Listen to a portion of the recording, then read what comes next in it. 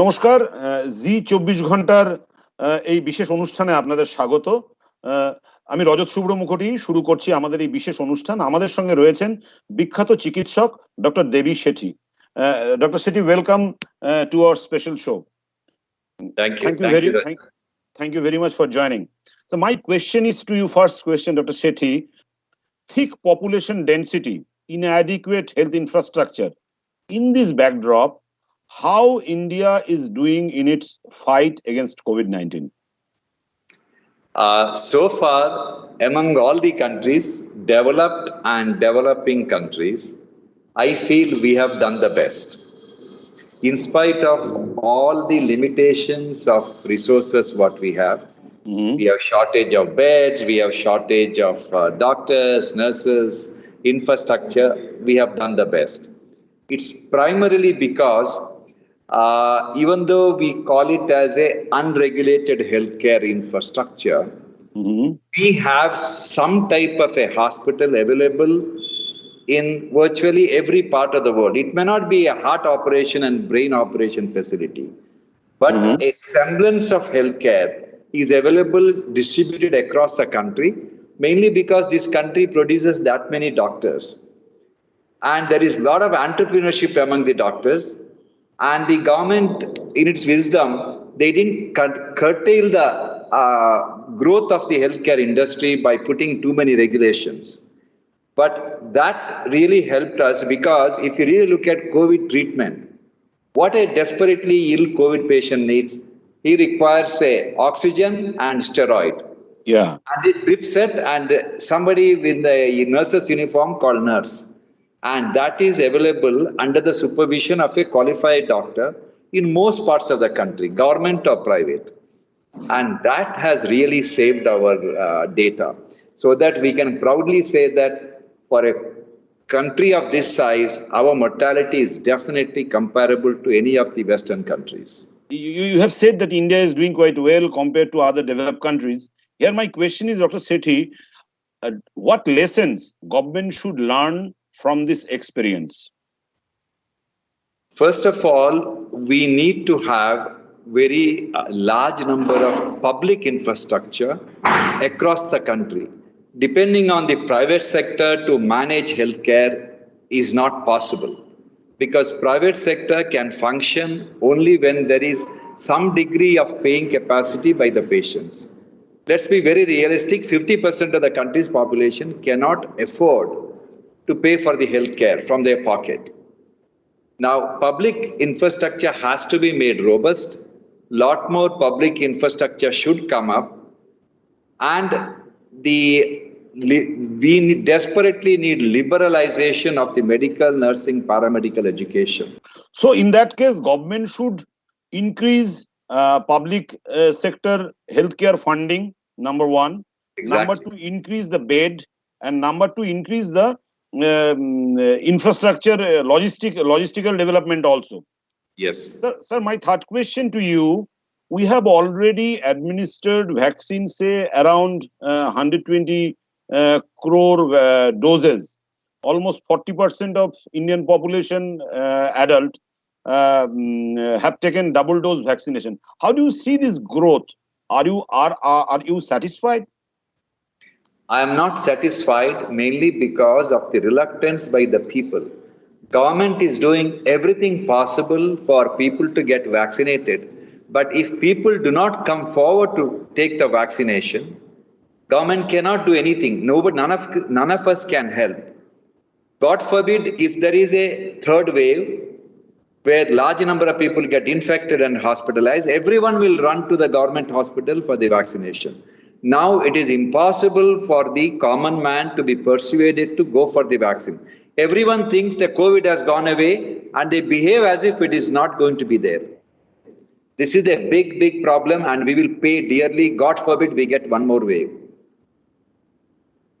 So you are apprehending that there might be a third wave that India could face? I'm really optimistic that there will not be a third COVID wave like what we had second wave, but we will definitely have small waves coming in different parts of the country. And that is enough to keep us occupied for the next 1 or 2 years.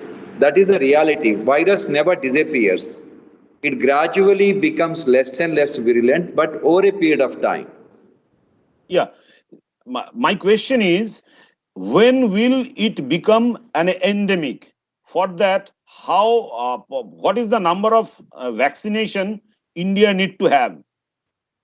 See, the first one vaccine doesn't give the kind of a protection where two vaccines can give, two doses, Okay. right?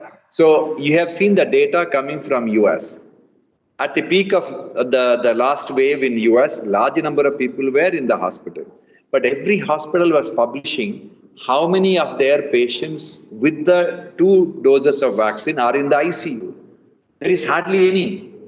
Today we are not debating about COVID vaccine, is it effective or not. Debate is not there, it is clear. And people have to understand that it is not vaccination against COVID, it is vaccination against death.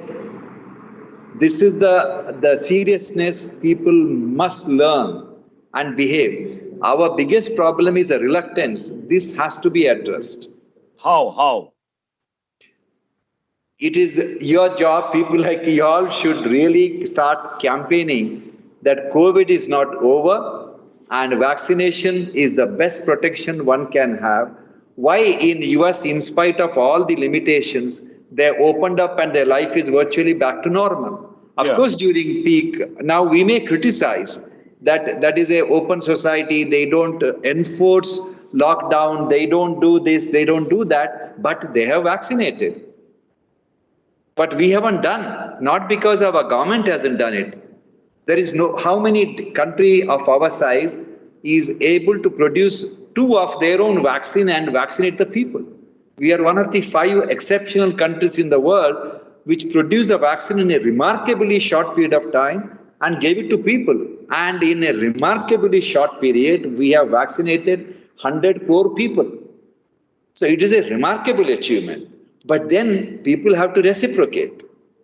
Dr. Sethi, my next question, in all over India, schools have started gradually opening. So do you believe that this is high time that we should start vaccination below 18? See, I am not an expert in commenting on the vaccination for the children. It is too early yet.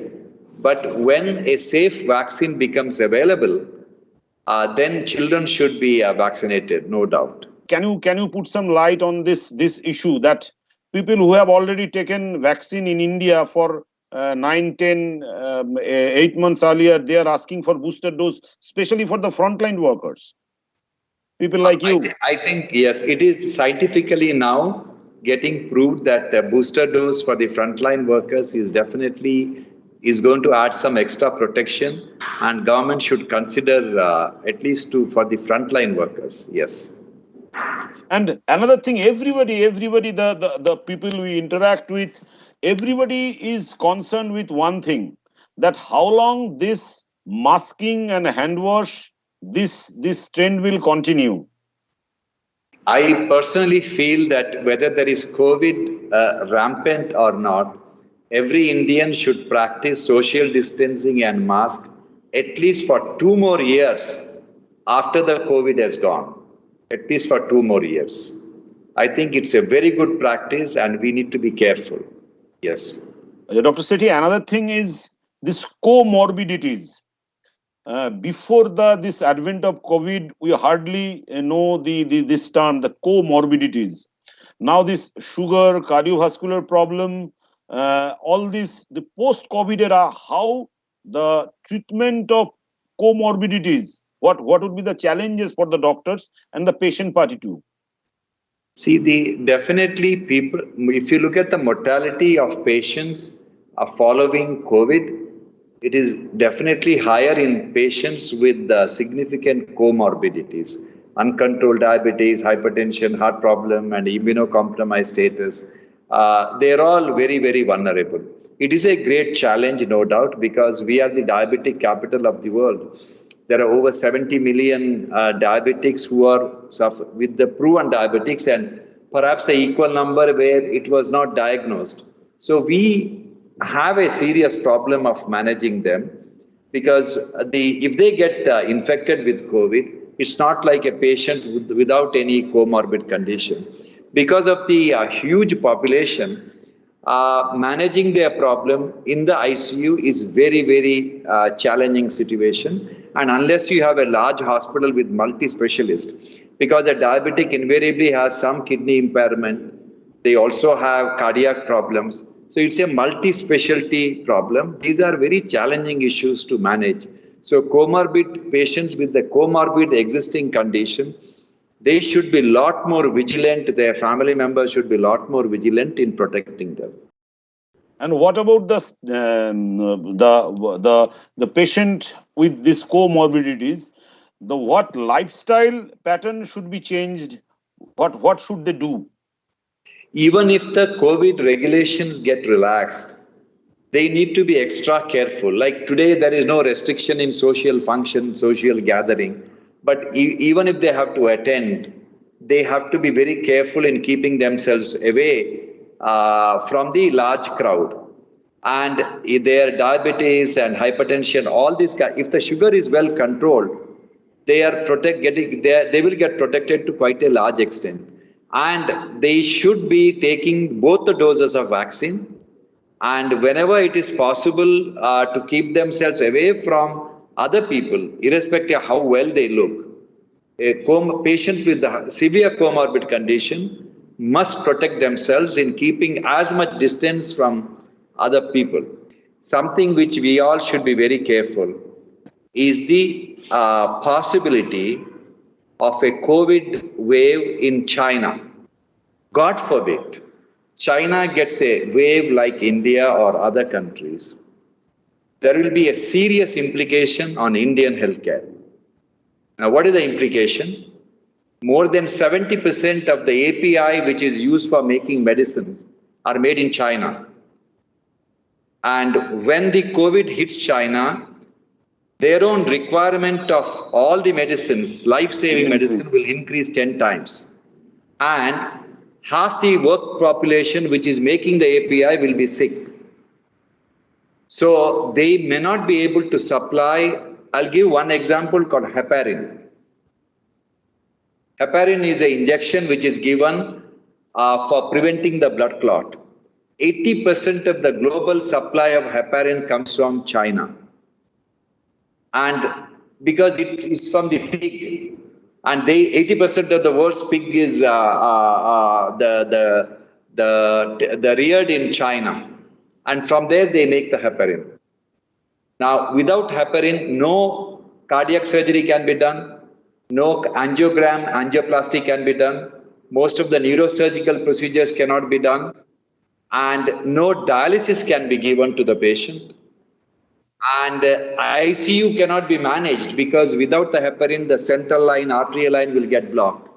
That is a serious consequence. So, fortunately, our government is preparing to keep the stock. We need to stock ourselves for at least one more year because we have to be prepared for this eventuality. Yes. My last question is to you, sir.